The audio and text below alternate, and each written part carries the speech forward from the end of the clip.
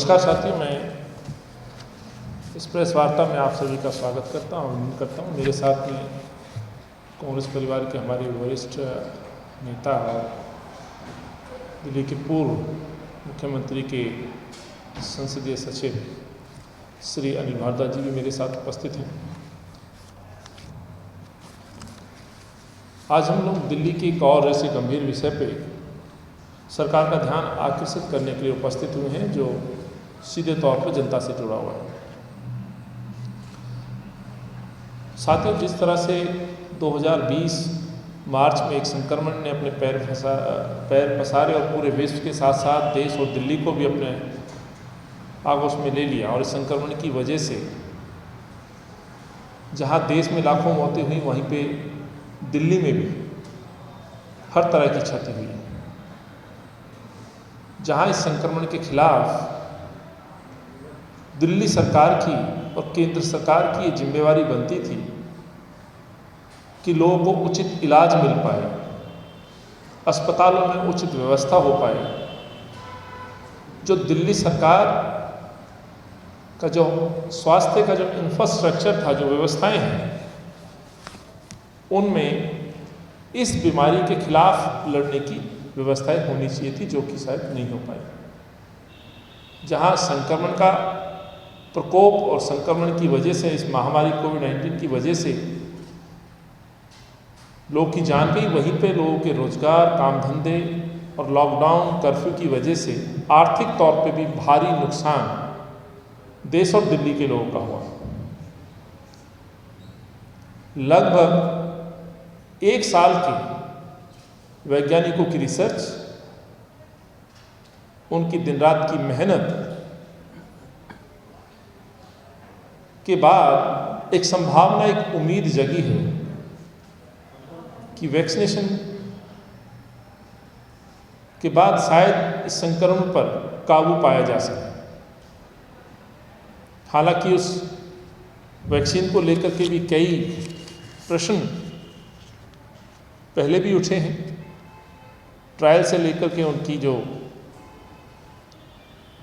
Vaccine की success होने को लेकर के, या उसके जो परिणाम हैं कि वैक्सीन लगने के बाद इस संक्रमण से कितने प्रतिशत बचाव हो सकता है, ये एक अलग विषय है। लेकिन जिस तरह से सरकार ने घोषणा की है, देश के प्रधानमंत्री और दिल्ली के मुख्यमंत्री ने, कि दिल्ली के अंदर इस महामारी के खिलाफ या इस महामारी से बचने के लिए 16 जनवरी से लगभग 89 जगहों पर टीकाकरण का कार्य शुरू किया जाएगा, जिसमें 40 सरकारी और 49 प्राइवेट अस्पतालों को शामिल किया गया है। मैं दिल्ली वासियों की तरफ से देश के वैज्ञानिकों को इस चीज़ के लिए शुक्रिया अदा करता हूं। लेकिन जहां पर ये संख्या सरकार ने रखी है, टीकाकरण के जो स्थान तय किए हैं, एक प्रश्न जरूर उठ जाता है, जो हम बार बार ये बात कहते हैं कि इस संक्रमण में दिल्ली के अंदर सबसे बड़ा यदि फेलियर किसी का देखा गया दिल्ली सरकार में, तो अरविंद का तो खैर खुद ही घर में छुप के बैठ जाना। वहीं पर जो चिकित्सा सुविधाओं में क्रांतिकारी बदलाव की बात कहा करते थे, जिसमें मोहल्ला क्लिनिक को सर्वप्रथम पंक्ति में रख कर के कहते थे कि हमने बदलाव किए, और जिस मोहल्ला क्लिनिक के अंदर पूरी तरह से सुविधाओं का अभाव था, इस 1 साल के अंदर संक्रमण में 1% भी योगदान इस बीमारी के खिलाफ जंग में उनका योगदान नहीं रहा। वहीं पे इस मोहल्ला क्लिनिक,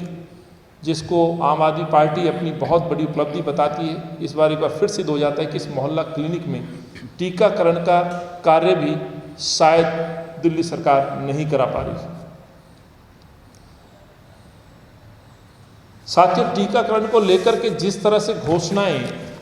अरविंद केजरीवाल की सरकार और अरविंद केजरीवाल के स्वास्थ्य मंत्री ने दिल्ली की जनता से किए थे, जो वादा खास तौर से इस टीकाकरण का कार्य शुरू होने पर दिल्ली वासियों को मुफ्त में टीका उपलब्ध कराने की बात कही थी, मैं एक ऐसा ट्वीट और खबर जो Delhi government announce free covid vaccine for people in city, ये 2 जनवरी 2021 का ये सत्येंद्र जैन का बयान है। इस बयान के आधार पर लोगों ने ये उम्मीद जगाई थी कि 1 साल में जो विफलताएं, जो नाकामियां दिल्ली सरकार की थी, कहीं ना कहीं ये वैक्सीन उपलब्ध होने के बाद शायद उनके जख्मों पर कुछ मरहम लगने का काम होगा। लेकिन उसी के तदुपरांत देश के प्रधानमंत्री की मुलाकात के बाद जिस तरह से अरविंद केजरीवाल ने और सरकार ने